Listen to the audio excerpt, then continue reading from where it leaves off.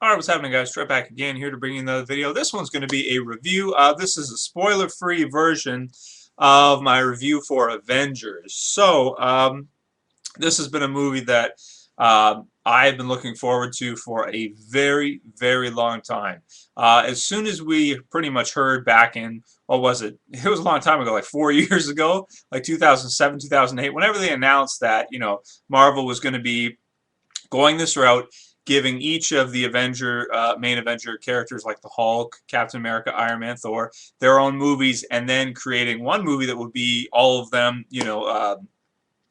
combined to form the Avengers. We were all, very excited. All of us comic book fans, extremely excited. I've been a fan of the Avengers my whole life. I've always wondered why they didn't make, a really good Avengers cartoon, and why they didn't make a movie about it. Because X-Men had 3 movies, like, like 15 years ago now, or 10 years ago now. Like, they had 3 movies, and you couldn't give the Avengers one. Like, it just didn't make sense to me. And so finally, Marvel has gotten it together, and has gotten everything going, and produced what I think is a good movie, a good superhero comic book movie. Now, people are getting a little bit carried away with this movie. They're trying to say that it's like the best comic book movie ever. Is this the best comic book movie ever? No, no, hell no. Not even close, dudes. I mean, not even close. It might be the best Marvel comic book movie ever, but it's not the best comic book movie ever by any means. I think you could argue between it and X2 as being the best Marvel comic book movie ever. And I probably have to try to say that the Avengers is probably the best, first time is the best comic book movie Marvel has made so far. Marvel Studios, though, I'd like to see them set out, for a little bit more. I'd like to see them set out to go a little bit, higher in terms of their story. This movie feels like it was made for anyone from the ages of 10 or 11 on up to, seniors. Anybody who's over the age of 10 or 11 years old can pretty much get the plot of this movie. And that's one of the biggest problems with this movie. I'm not going to reveal anything. This is spoiler-free. But, I mean, a 5-year-old kid playing with action figures could have written the plot for this movie. It is so simplistic. It is too simplistic. One guy said, here, actually, I will grab the quote real quick because I think it's worth repeating. I read this in a forum with a guy doing a review. He was drawing similarities between Transformers, Dark of the Moon, and the Avengers, basically saying that it's pretty much like the same plot because you have these aliens invade. And again, I'm not revealing anything because this was all shown in the trailers and everything. Let me read exactly. It says, "What is the main theme of Transformers? Dark of the Moon. Let's summon an alien race over New York City and enslave the humans." I don't know if it was New York City, by the way. This is his quote, not mine. What is the main theme of the Avengers? Let's summon an alien race over Chicago and enslave the humans. The only difference is it's not robots in the Avengers. The war is still fought in a large city in both movies, and the main plot is the exact same. They even open a portal in the sky over a major U.S. city in both movies. And then he says, I guess the point is that does anyone care about an epic story anymore? Or do they just want to see giant explosions and, ooh, look pretty? This was written by Slarian, so Silarian. This was in a forum, MMO Champions forum. So I stumbled across it on Google because it's kind of the same thinking that I have. Now, I'm not trying to draw similarities between Transformers and this movie, even though there are a lot in terms of the graphic, computer-generated art style of the Avengers and Transformers. But I understand his point. I think he said very well, like, does anyone care about having a good plot for a movie? A big budget, $200 to $300 million movie. Does anyone care about having a good plot? And the answer to the question is no. Nobody cares about a good plot. Nobody cares about a good story. They don't. They don't. And a good example of this is Terminator 2. Now, I wouldn't say that that's a bad plot or a bad story.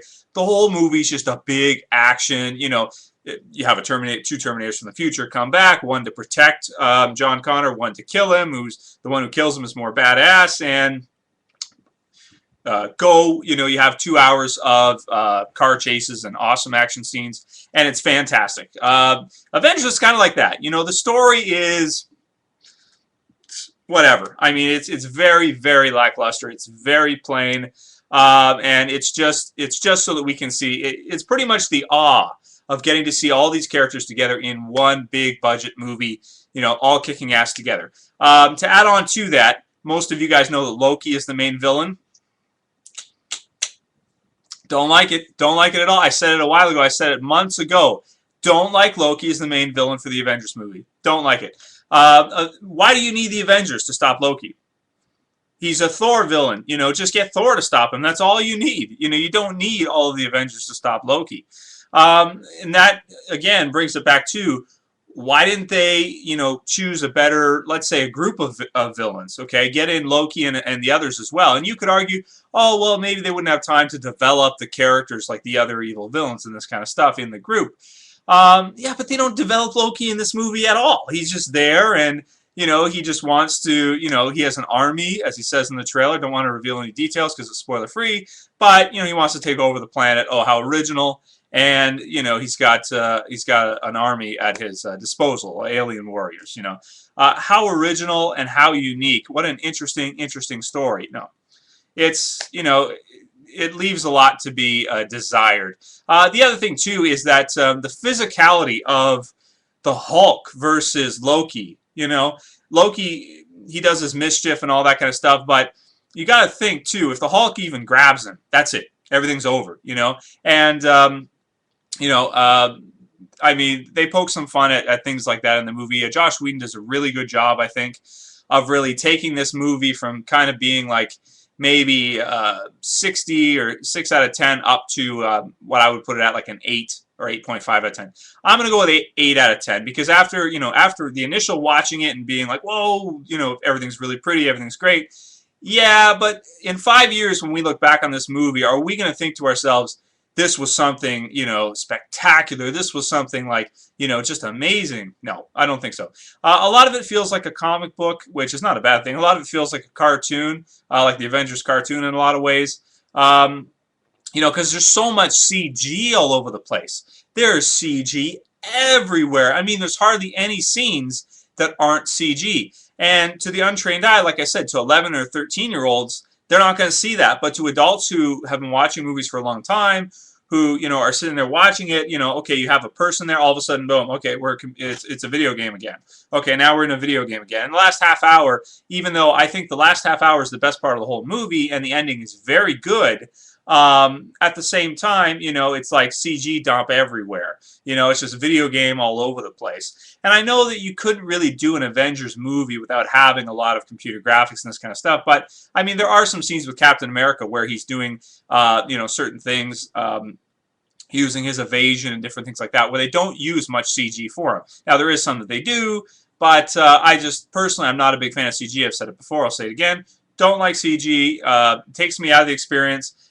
Makes it feel like a video game, even though the CG in this movie is pretty good. Okay, now let's go over how everybody looks in the movie, in my opinion. So, the Hulk, I think, looks okay. He's kind of bland looking compared to the movie a few years ago, The Incredible Hulk, with Edward Norton, which I think was very, very well done. One of the best Marvel movies so far, and an excellent interpretation of the Hulk, and that movie looks amazing. The Hulk looked better in that movie than he does in the Avengers, in my opinion. Much better. In this one, he's just very bland. There's not too much detailing on him. He's pretty plain looking. So, that's okay. It looks all right. Mark Ruffalo playing the Hulk. Whatever. I would have preferred Edward Norton, as I'm sure everybody else would have too. He does an okay. I mean, he's Bruce Banner, so we really just want to see him transform into the Hulk. I think he does an okay job. He comes across more as like kind of snobby and sort of pompous in this movie, which is not something we got out of, I never got that out of Bruce Banner's character in the comic books or in any other movies or anything. He doesn't seem like that kind of guy. He seems like a very kind-hearted, caring individual, not really someone that's kind of stuck up and, but he comes across that way. So that's a little bit weird there. Who else? So Captain America's costume and Chris Evans as Captain America. I hate Chris Evans as Captain America. I said it for the Captain America movie. I don't like it. I think that he doesn't fit the role to me personally. He's too short. He's not strong enough. He's not big enough. He's not muscular enough to play Captain America. They should have had somebody who weighs at least 230 to 250. and maybe just looks more like Steve Rogers. Because to me, when I think of Steve Rogers in my mind, I definitely do not think of Chris Evans, that's for sure. Also, his costume in this movie, even though I think it's a little bit better than it was in the Captain America movie, the helmet just looks so stupid to me. It's like, I don't know, it just, and then it comes into like this V-neck part, and it all comes like down in, I just don't like the uniform or the costume at all. I think it looks awful. And not all of it. The rest of it's decent. It's the helmet to me. I can't stand it. I can't stand the damn helmet, man. Drives me crazy. So that takes me away from the experience too, because I don't accept Chris Evans as Captain America. You know what I'm saying? Not in the same way that I accept like Christian Bale as Bruce Wayne, who to me is like spot on. That's like spot on. You know, Chris Evans, for some reason, I don't know exactly why, I just can't see him as Captain America. It still takes me out of the experience. Not in the same way that Robert Downey Jr. is Tony Stark.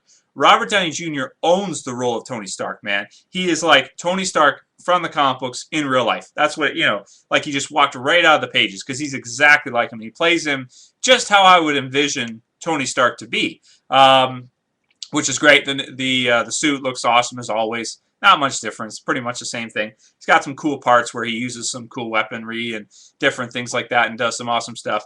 Samuel L. Jackson's Nick Fury does a great job. Samuel L. Jackson's the man. I mean, Snake's on a plane, you know. I am tired of these on this plane. No, so he's always good, you know. I always like Samuel L. Jackson. He's a great cast for Nick Fury, I think. And he does a good job as always. Scarlett Johansson as Black Widow, she does her job, you know, which is stand around and look pretty. And, you know, I don't know. She does her job, you know, decently, whatever. Nothing she says. I mean, some of the lines from her sound a little bit corny, but whatever. The guy, I forget his name, the guy who plays Hawkeye, Clint Barton, he does an okay job. I mean, he doesn't do bad or anything. I like his costume too. It looks decent, and I buy him as Hawkeye versus where I don't buy Chris Evans as Captain America. Okay, so now I'm going to break down. The ending of this movie is really well done. Really well done. It feels a lot like Transformers Dark of the Moon, sort of the ending in that, where, you know, they've got this aliens invading everywhere, and obviously, you know, the good guys have to stop them.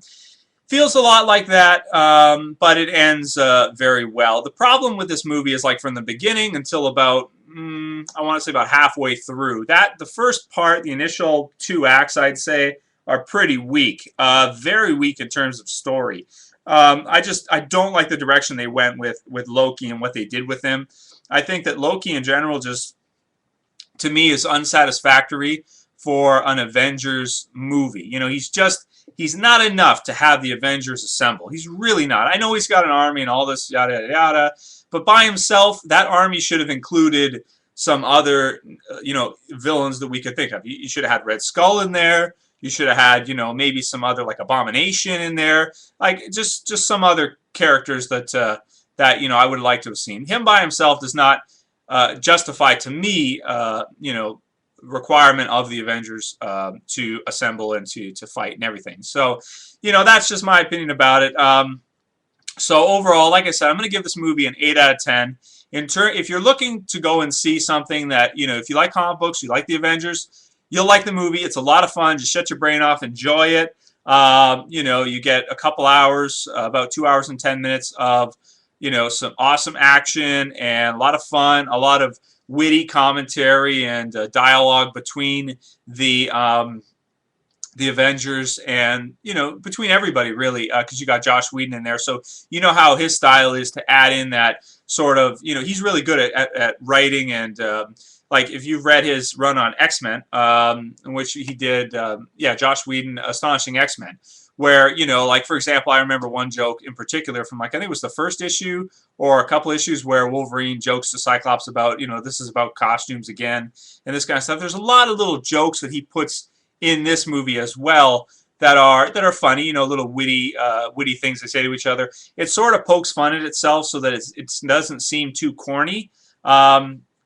In which it does a decent job of. You know, it does feel corny at some parts, but Josh Whedon adding that sort of dialogue between the characters makes it feel, you know, not as corny. So it pokes fun at itself. So, you know, it knows what it is, so to speak. So that's cool to see. What else we got? I think that's almost everything I pretty much wanted to say about it. Yeah, the first 2 acts are really weak. in terms of story, and just overall are weak. Getting to see the Avengers all together in one movie is very cool. Great action, nice explosions, very good ending. Is okay. So, did it live up to the hype of the years? This is a tough one. I think in terms of action, I think I'd say it did in terms of action. In terms of story, hell no. You know, I think we were all expecting something like something that we could appreciate. Maybe that 25-year-olds, 30-year-olds who are watching it, or 20 to 30-year-olds could kind of get a little bit more out of it than 11-year-olds. But unfortunately, you know, it's made for everybody. It's like a family. You know, like I said, 11-year-old kid could understand everything in this movie pretty much, and have that be that.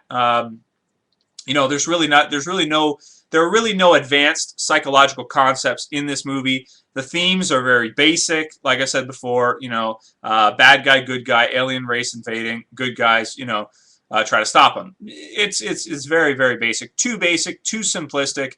I'm going to give it an 8 out of 10. Could it have been better? Oh, yeah. In terms of story, it does not live up to the hype, but in terms of action and fun factor, it does. I think that most people are going to look at this movie and just be like, I'm such a fan of the Avengers. I'm such a fan of comic books. This is awesome. But is it really that awesome? Story-wise, definitely not. But I think the comic book fans, you know, Avengers fans who have been reading the Avengers for a while, will be pleased with the movie. It's just that, you know, don't expect to get something absolutely spectacular. And like I said, in the future, you know, 5-10 years from now, when we look back on it, we'll just be like, it was fun, but whatever. Is it rewatchable? Just for fun, just for a popcorn, you know, type movie. Definitely not something that's gonna get you thinking. Definitely not something that's going to that's intriguing or has any kind of advanced, you know, themes or concepts or yeah, in it at all, pretty much. So I'm gonna give Avengers 8 out of 10. You know, good movie. Is it the best thing ever? The hype is getting crazy, so people are losing their damn minds. No. Is it the best superhero movie ever? The best comic book movie ever? Hell no. Is it the best Marvel comic book movie ever? Maybe. I think I'd put it at number 3. In terms of my favorite comic book movies, I got to go right now. The Dark Knight, number 1, of course. No question about that. No contest. Hands down. Batman Begins, number 2. Number 3 is a toss-up to me between Avengers and X2, The Last Stand, because X2 has a better story than the Avengers, much better story than the Avengers, and you get to see some Wolverine scenes where he's in the kitchen, he stabs the guy into the fridge, and he stabs the guy in the foot, and a good battle at the end. So I don't know, I think it's a toss-up. Avengers and X-Men The Last Stand. I guess it depends on, you know, what do you look for? What do you like better? Do you like more action or do you like a better story? So that's kind of up to you to decide. Anyway, that's it for this video, guys. Let me know what you guys thought about the movie. Spoiler-free, please, because, you know, like I said, this is a spoiler-free review, and a lot of people haven't seen the movie yet. So anyway, that's it for this one. Enjoy the movie. Was it worth the wait? Yes and no. Toss-up. Later, guys. Peace.